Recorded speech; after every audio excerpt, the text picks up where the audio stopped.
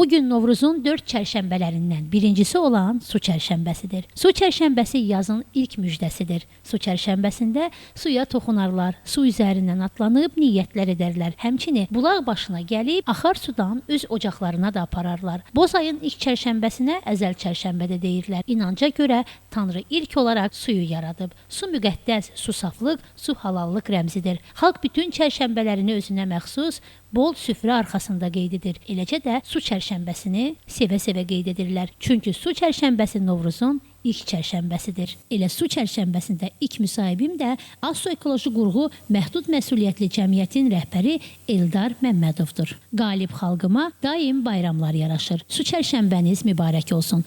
İllər boyu xalqımızın milli bayram kimi qeyd etdiyi Novruz bayramının bugün su çərşənbəsi günüdür. Bu su çərşənbəsi günü münasibəti ilə xalqımızı təbrik edirəm.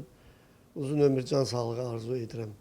Xalqımıza bir mesaj olaraq demək istərdim ki, su müqəddəs bir nemətdir. İsraf etmək olmaz. Su mənbələrini qorumaq hər birimizin borcudur. Su çərşənbəniz mübarək.